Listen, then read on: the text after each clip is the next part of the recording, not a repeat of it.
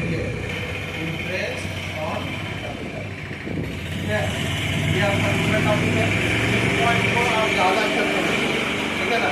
Interest on capital ज़्यादा अच्छे से, क्योंकि ये आपको 12th में काम आने वाला है, ठीक है ना। मान के चलिए सिंपली इंटरेस्ट ऑन कैपिटल आप लोग को हम पढ़ाए थे जब शुरू में, तो आप लोग को बताए थे कि कंपनी अलग होता है, मालिक अलग होता है, ठीक है। यहाँ पर मान के चलिए ये कंपनी है सपोज, ठीक है ना, ये कंपनी है, ठीक है ना, ये आप है, आप ही को मालिक बनाते हैं, ठीक है ना। तो कहने का मतलब क्या है, अब ये सिस्टम चलेगा, ठीक है। इसमें क्या देखिए, जैसे कि मान के चलिए आप हमको नोट्स दीजिए, नोट्स है 2-3 को नोट है, नोट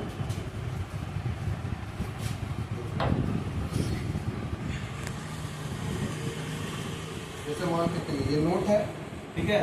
इसमें क्या है, जैसे मान अपने आप को ना, देखिए जब भी पार्टनरशिप पढ़िएगा तो आपको दोनों पॉइंट ऑफ व्यू से सोचना पड़ेगा। तो अकाउंटिंग का ये रूल है, ठीक है ना, कि आप जिस जगह पे खड़े हैं, ठीक है, आपको उसी के हिसाब से अकाउंटिंग करना है। आप दोनों पार्ट का सोचिएगा ना, तब से प्रॉब्लम हो जाएगा।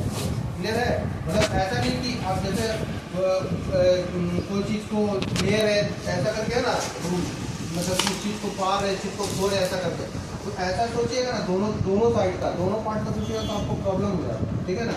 आप जिस भी आपका, जैसे आप लोगों को बताया था हम शुरू में कि यदि मान लीजिए ये एक्स लिमिटेड कंपनी है सपोज, तो ये एक्स लिमिटेड कंपनी, आपको ये सोचना है कि आप एक्स लिमिटेड कंपनी, तभी वो सही होगा।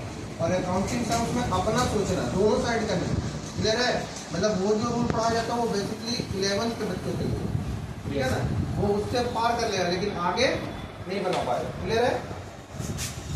तो मेरा ये कहना है कि आप यहाँ हैं तो यहाँ सोचिए, यहाँ है तो यहाँ सोचिए। हम मान लीजिए जैसे ये मान लीजिए आप है, ठीक है ना, ये एक्स है कोई भी, ये 500 रुपये कैपिटल दिया है, सपोज कीजिए ये 500 रुपये कैपिटल दिया इसको, ठीक है।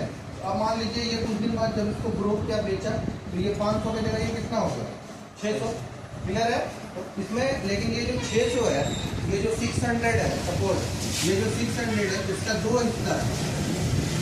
आप एक बार ध्यान रखिएगा, जब फर्स्ट में ये 500 रुपये यहाँ पे किया, फिर उसके बाद ये बड़ा बिजनेस किया, चाहे वो जिस भी चीज़ का बिजनेस करे, ये प्रॉब्लम नहीं, मतलब वो जिस भी चीज़ का बिजनेस करे, तो यहाँ पे 500 रुपये था, 100 रुपये उसका बढ़ेगा ही।